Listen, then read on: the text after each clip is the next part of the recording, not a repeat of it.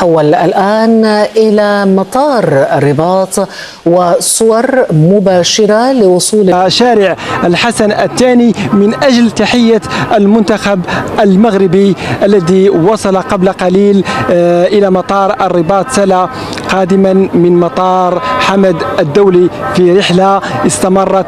السلام عليكم مشاهدي الكرام، واهلا وسهلا بكم على قناتنا وقناتكم ام بي توب. اصدقائي، في هذا الفيديو هذا غادي تشوفوا معايا على قنوات عالميه وعربيه كيتكلموا وكيسلطوا الضوء على المنتخب المغربي والاستقبال الجماهيري العظيم، وكذلك غادي تشوفوا معايا كيتكلموا على الاستقبال الملكي للمنتخب المغربي في القصر الملكي. كذلك اصدقائي غادي تشوفوا معايا انبهار واندهاش الإعلامية الجزائرية خديجة بن قنة من الاستقبال العظيم والكبير للمنتخب المغربي في شوارع المغرب، منها مدينة سلا ومدينة الرباط. وكذلك أصدقائي غادي تشوفوا معي على قناة الجزيرة القطرية وعلى قناة الشرق السعودية، كذلك على قناة سكاي نيوز الإماراتية، وكذلك على قناة E24 نيوز الإسرائيلية. فأصدقائي ما نطولش عليكم بزاف، نخليكم على الاستقبال التاريخي وماذا قالوا هذه القنوات عن هذا الاستقبال الأسطوري. خليكم معايا. نتحول الآن إلى مطار الرباط وصور مباشرة لوصول المنتخب المغربي، وذلك بعد تحقيقه المركز الرابع في كأس العالم 2022 في قطر. طيب، يبدو أن مراسلنا معنا ينضم إلينا من الرباط المختار العبلاوي. المختار، ضعنا في الأجواء والمشهد لديك. نعم، أجواء تاريخية. الجمهور المغربي يقول شكرا لك أيها المنتخب المغربي، شكرا لكم أسود الأطلس على الإنجاز الذي تم تحقيقه في مونديال قطر. عشرات الآلاف، البعض يقول مئات الآلاف، هذه هي الجماهير المغربية التي حجت إلى شوارع العاصمة المغربية الرباط من أجل تقديم الشكر والاحتفال بإنجاز المنتخب المغربي. إجراءات أمنية مشددة، حوالي 8000 شرطي مغربي تم نشرها من أجل ضمان سلامة موكب الأسود. العديد من الشوارع، شوارع العاصمة بالتحديد، توقفت فيها الحركة ومنع فيها أيضا توقف السيارات في انتظار وصول موكب أسود الأطلس. موكب الأسود الأطلس الذين وصلوا قبل قليل إلى مطار سلا الرباط سيصلون بعد دقائق من الآن إلى هذا المكان، إلى شارع الحسن الثاني، حيث سيبدأ الموكب في تحية الجماهير مرورا بعدد من الشوارع في العاصمة، من بينها ساحة الملك حسين وساحة الملك محمد الخامس، بالإضافة إلى شوارع أخرى، وصولا إلى القصر الملكي، حيث سيكون هناك استقبال رسمي لأسود الأطلس.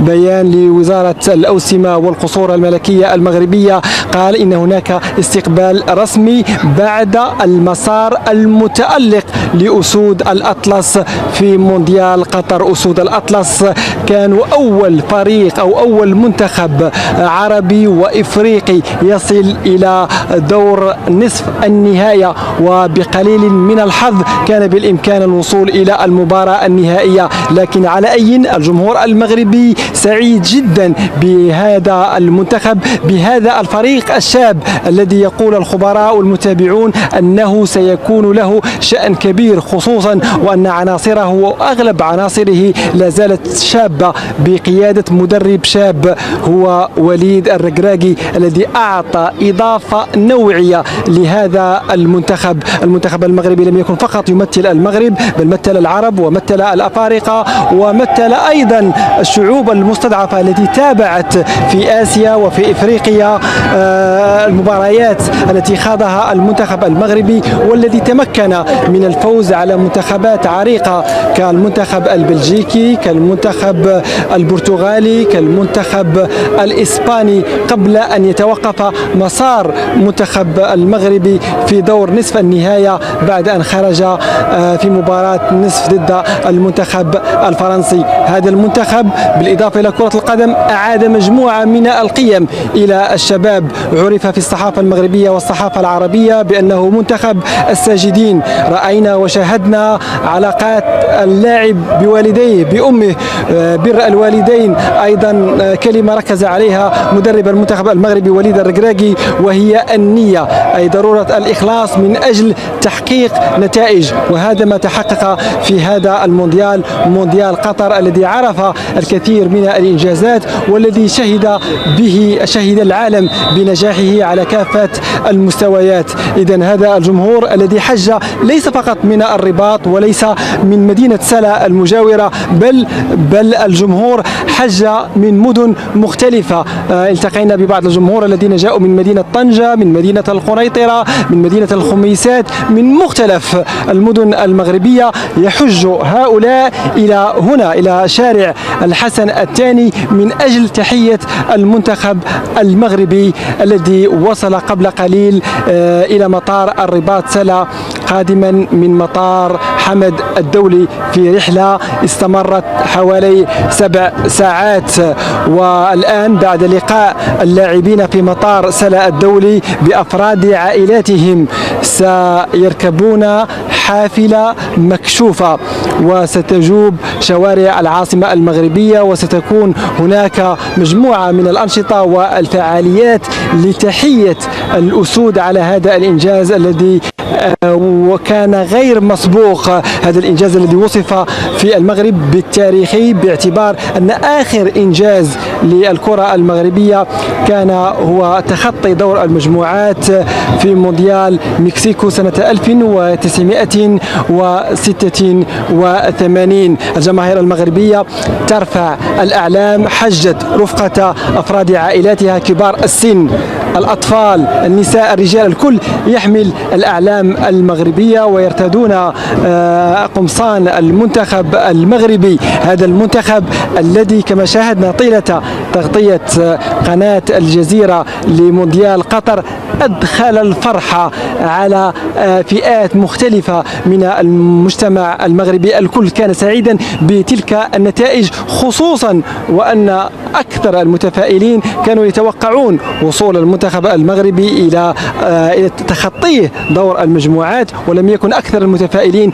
يتوقع أن يصل المنتخب المغربي إلى دور نصف النهاية وإقصاء منتخبات عريقة كالمنتخب الإسباني والمنتخب البرتغالي. هذه المنتخبات كانت مرشحة للظفر والفوز بكأس العالم الذي نظم في مونديال قطر 2022.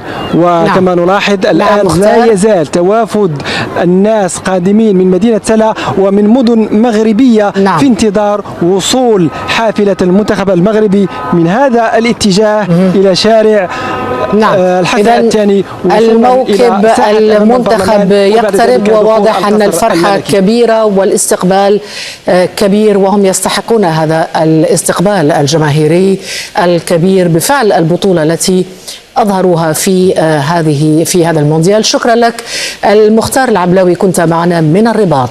الآن مشاهدينا أنتقل وإياكم إلى المغرب، العاصمة الرباط، وهذه الاحتفالات والحشد الشعبي الكبير لاستقبال المنتخب المغربي في شوارع العاصمة وكذلك باقي المدن المغربية. إذن استقبالا ملكيا وشعبيا حاشدا لنجوم الأطلس فور وصولهم الرباط كما تشاهدون في هذه الصور، بعد تحقيقهم إنجازا تاريخيا غير مسبوق بحصولهم على المركز الرابع في كأس العالم في نسخته من عام 2022 كأول منتخب إفريقي وعربي. بحسب ما أعلنت إذن مشاهدينا وزارة القصور الملكية والتشريفات والأوسمة المغربية أنه بتعليمات من الملك سيخصص للمنتخب الوطني هذا الاستقبال الذي يليق بالتألق الذي حققه خلال نهائيات كأس العالم في قطر. سيحظى أيضا الفريق الوطني المغربي بمقابلة الملك،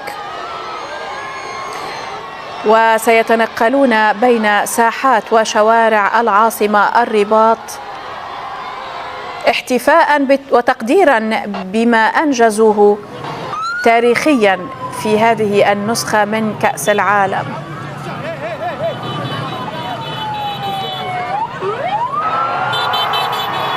حقق أيضا منتخب المغرب كما أسلفنا أفضل مركز في تاريخ مشاركات المنتخبات العربية بكأس العالم والإفريقية كذلك منذ انطلاق البطولة وعلى مدار 22 نسخة سابقة، حيث احتل أسود الأطلس المركز الرابع، وهذه صور مباشرة.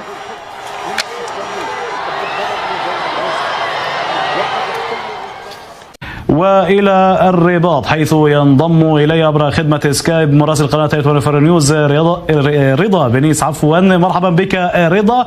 استقبال الأبطال هذا أفضل وصف يمكن أن يوصف به استقبال المنتخب المغربي أسود الأطلس.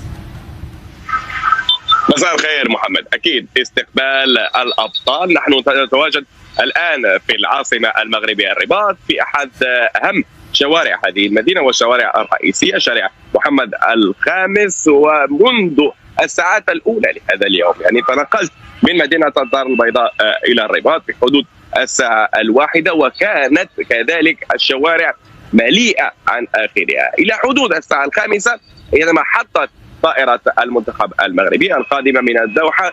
لن تجد مكانا شاغرا في جميع الشوارع الرئيسية للرباط، الكل يحمل الأعلام الوطنية المغربية والكل يرتدي الألوان الحمراء والخضراء. منظر كان تقشعر له الأبدان حينما نشاهد هذا الكم الهائل في كل المدن المغربية التي خرجت بالآلاف بل بالملايين استقبالا لأسود الأطلس الذين حققوا إنجازا غير مسبوق للكرة المغربية، للكرة الإفريقية وللكرة العربية، وبالتالي وضعوا الآن السقف عالي جدا بالنسبة للجميع. لكن حتى وإن وصلت في الدورات المقبلة أي منتخبات إفريقية أو عربية لربع النهائي دائما سيبقى السقف أعلى بالنسبة للمنتخب المغربي. اليوم بعد وصول بعثة المنتخب المغربي إلى مدينة الرباط واستقبالها عبر مدينتي سلا والرباط، سيكون هناك الاستقبال الرسمي الملكي من طرف صاحب الجلالة الملك محمد السادس الذي يخص مأدبة عشاء وكذلك توسيم اللاعبين بأوسمة ملكية على هذا الإنجاز التاريخي. هذه الأفراح وهذه الحشود التي شاهدنا خلال هذا اليوم في مدينة الرباط وكذلك في كل المدن المغربية لم نشهدها منذ سنة 2004 حين وصل المنتخب المغربي للمباراة النهائية بكأس إفريقيا 2004. الجميع يقول أن العمل بدأ للتو. وليد الركراكي الأكيد أنه وصل لمباراة نصف النهاية لكأس العالم، لكن الأهم بالنسبة لوليد الذي قال خلال وصوله أن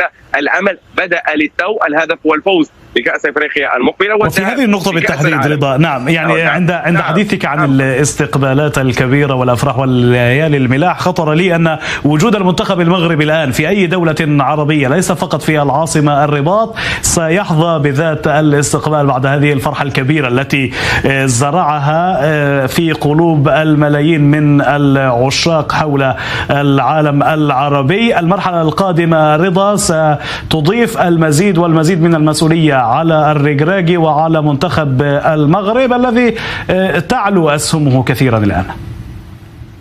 أكيد كما قلت محمد، المسؤولية أصبحت كبيرة جدا أكثر من هذا وذاك، ودعني أزيدك من الشعر بيتا: كل هؤلاء اللاعبين أو كل هؤلاء اللاعبين لم يعيشوا هذه الأجواء من قبل. فتصور معي أن لاعب لم يكن يتوقع أن يرى الملايين تستقبله عبر شاحنة أو عبر حافلة مكشوفة في جميع شوارع الرباط وتستقبله من المطار ويعيش هذه الأجواء الآن على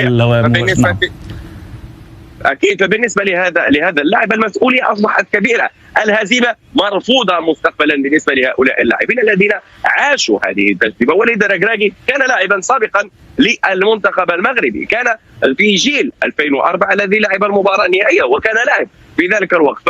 وليد الركراكي ذاق طعم الفوز وذاق عمل هزيمه، يعرف تماما كيف يروض اللاعبين، وفاز مع رفقه الوداد البيضاوي بدوري ابطال افريقيا خلال هذه السنه. اصبحت الان ماركات مسجله اسمها وليد الركراكي، كراس لابوكا، كسير، كديرو النيه. هناك اسماء جديده ومصطلحات جديده اصبحت ميد فروم وليد الركراكي. فهذه الاشياء اكيد انها تثلج الصدر، ولكن تضع مسؤوليه كبيره على عاتق كل من سيحمل مستقبلا الوان المنتخب المغربي، لا للهزيمه ومرحبا بالالقاب. المسؤوليه الكبيره التي وضعت على كاهل المغرب هو على قدرها، وهذا ما اثبته في المونديال الاخير. اشكرك جزيل الشكر رضا بنيس على كل هذه المعلومات.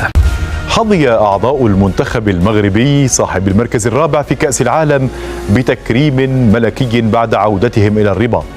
اللاعبون ومدربهم والمسؤولون في الاتحاد المغربي لكرة القدم جرى استقبالهم في القصر الملكي، حيث كرمهم الملك محمد السادس بعد تحقيقهم إنجازا تاريخيا بانتزاع المركز الرابع، وهو أفضل مرتبة لمنتخب عربي وأفريقي في كأس العالم.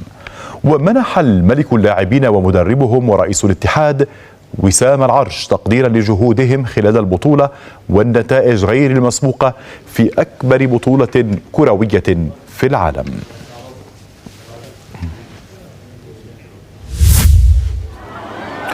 وكان عشرات الآلاف من المغاربة في استقبال أسود الأطلس بعد وصولهم الرباط، واحتشد المشجعون في الساحات واصطفوا على طول الطرقات والشوارع، وهم يضيئون المشاعل ويلوحون بالأعلام المغربية ويرقصون ابتهاجا على إيقاع الطبول ويهتفون للاعبين ومدربهم. وكان منتخب المغرب احتل المركز الرابع في البطولة بعد خسارته أمام كرواتيا بهدفين مقابل هدف في مباراة تحديد المركز الثالث، محققا إنجازا عربيا وأفريقيا غير مسبوق.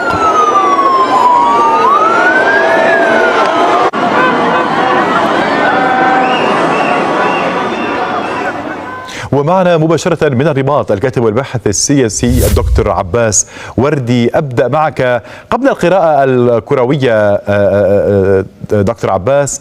أولا، هذه اللهفة، كل العواصم العربية احتفلت اليوم بفوز المنتخب المغربي وما حققه عربيا وأفريقيا، ولكن ماذا رسمت اللحظات الأولى عندما وطأت أقدام اللاعبين والمدرب أرض العاصمة، وهذا الاستقبال أيضا وهذه المشاعر غير مسبوقة؟ وأولا نهنئ أنفسنا كعرب وكمغاربة على بطبيعة الحال وكأفارقة على إحراز المنتخب المغربي للمرتبة الرابعة عن جدارة واستحقاق في مجريات كأس العالم لقطر 2022.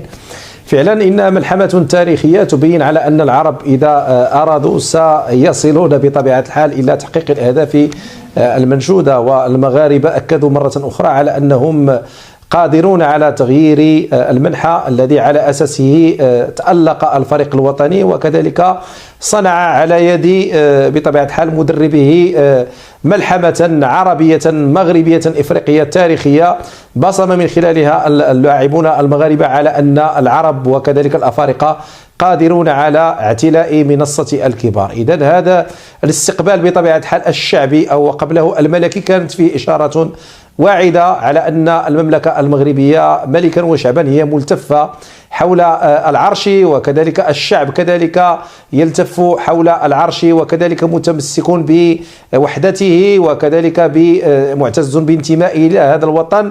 وفي تلك إشارات واضحة على أن المغاربة يريدون اعتلاء منصة الكبار لا من باب الكرة المغربية، لأن الفرح فرح مغربي عربي إفريقي، وكما قلت أخي الكريم فالملحمة قد احتفل بها دكتور عباس. هذا الإنجاز التاريخي توج بتكريم ملكي أيضا غير مسبوق، كيف يمكن الإضاءة بروتوكوليا يعني على هذا التكريم النادر؟ وهو من الناحية الدستورية جلالة الملك هو الممثل الأسمى للأمة، وبالتالي فهو أب للجميع، وفرحته وفرحة المغاربة من فرحته وفرحة المغاربة من فرحتهم، وبالتالي فهذا الاستقبال هو تشريف وكذلك تكليف مرة أخرى للمنتخب المغربي، وإعطاء إشارات واعدة لجميع الميادين على أن يجب أن تقتفي أثر لاعبي كرة القدم، وكذلك أن تعتلي منصة الكبار في مجموعة من الميادين. لا ننسى التذكير بأن الإشارة إلى حضور أمهات لاعبي كرة القدم المغربية والمنتخب المغربي في إشارة على أن الأمة مدرسة إذا أعددت شعبا طيب الأعراق، وبالتالي فحضور أمهات لاعبي المنتخب المغربي في عطف ملكي، وكذلك أبوة قل نظيرها، وكذلك إشارة كما قلت قبل قليل إلى أن المغرب بطبيعة الحال مغرب الأمس ليس هو مغرب اليوم ولن يكون مغرب المستقبل، على أن الفرحة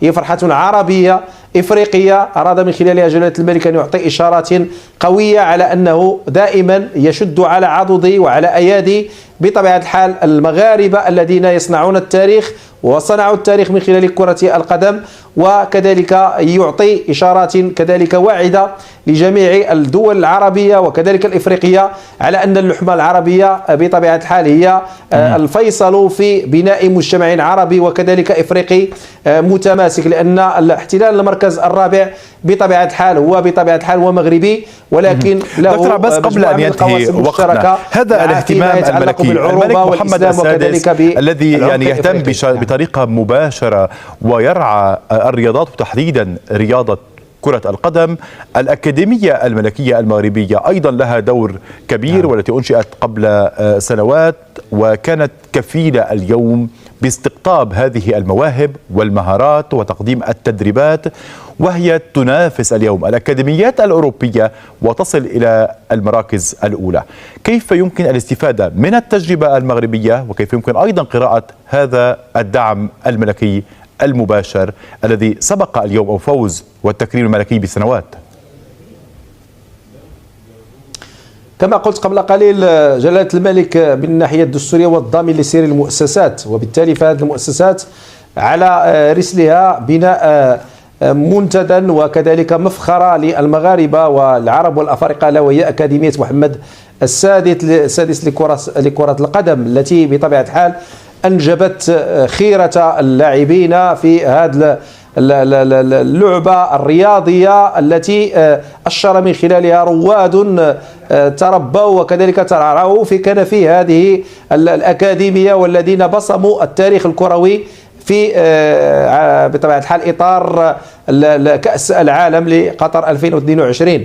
فعلا جلالة الملك بطبيعة الحال محمد السادس يعتني بالرياضة، لأن بطبيعة الحال يرى فيها على أن الرياضة أساس للتغيير وأساس كذلك ضبط التوجهات الإنسانية وكذلك لتغيير السلوكيات وكذلك لاحترام الآخر وكذلك للدفاع عن الأهداف أمام الخصم. وفي تلكم إشارة على أن رياضة كرة القدم بطبيعة الحال هي أحد المؤشرات التي نجدها من بين مؤشرات أخرى تدل على أن الحنكة وكذلك الذكاء الملكي حاضر بقوة، وعلى أن عهد محمد السادس وعهد الملك محمد السادس فيه تغيير وفيه كذلك إجراءات واعدة ونمطية أكدت على نجاعتها وفعاليتها وحصد هذا النتيجة من خلال تعيين إطار مغربي هو وليد الركراكي، في إشارة على أن للمغاربة حنكة تضاهي حتى تلك الخبرات التي ركمها الأجانب. وبالتالي فمدرب مغربي لم يمر على تعيينه إلا بضعة أشهر، ووصل بمنتخب المغربي إلى اعتلاء منصة الكبار كما قلت قبل قليل، واحتلال المركز الرابع، في إشارة على أن كرة القدم المغربية يصبح لها شأن عظيم، وأصبح لها كذلك شأن يحتذى به وكذلك يشهد به القاصي والدان في هذه المرحلة بالذات، وعلى أن الاهتمام سينصب على جميع الميادين، لأن الميادين كلها متصلة وكذلك كلها متكاملة وكلها مرتبطة بسياسة عمومية يجب أن تأخذ على عاتقها التغيير وكذلك الثقة في الرأسمال البشري المغربي وكذلك في الكفاءة المغربية وكذلك في المثابرة والعمل البناء والواعد الذي يعتمد فيه على الجميع دون تلكم الصورة البيروقراطية وكذلك تلكم الصورة الأحادية الجانب. وبالتالي فجلالة الملك محمد السادس حفظه الله ما فتئ يؤكد على أن العمل الجماعي هو تلكم أو هي تلكم الآلية الكفيلة برسم معالم البناء المشترك وكذلك الهادف، خاصة في هذه الألفية التي أصبحت تعرف مجموعة من المتغيرات التي انبنت وستنبني على أساسها مجموعة من التحالفات التي أصبحت لا تعترف بالضعيف وإنما ترى في الحليف ذلكم الحليف القوي وكذلك القادر على تغيير نفسه قبل أن يتحالف مع الآخر ليغير أنماط العيش الإنساني والاقتصادي والاجتماعي بكل تجلياته على مستوى بكل بقاع المعمور. أشكرك جزيل الشكر الكاتب والباحث المغربي دكتور عباس وردي، كنت معنا مباشرة من استديوهاتنا في الرباط لمتابعة التكريم الملكي للاعبي منتخب المغرب الذي. إذا رجعنا لكم من جديد أصدقائي، كنتمنى يكون الفيديو ديال اليوم كذلك التحليل والخبر نال الإعجاب ديالكم. أصدقائي ما تبخلوش على باللايكات ديالكم، الآراء ديالكم كذلك التعليقات ديالكم في المستوى كنشوفوهم كاملين أصدقائي. ودائما خليكم على قناتنا وقناتكم بطوب، بلا ما تقلبوا على الخبر أو تبحثوا عليه، فدائما غادي تلقاو آخر المستجدات، آخر الأخبار، آخر التطورات عن مغربنا الحبيب. أصدقائي ما نطولش عليكم بزاف تلا الفيديو والخبر، نتلاقاو في فيديو قادم وخبر قادم إن شاء الله، والسلام عليكم.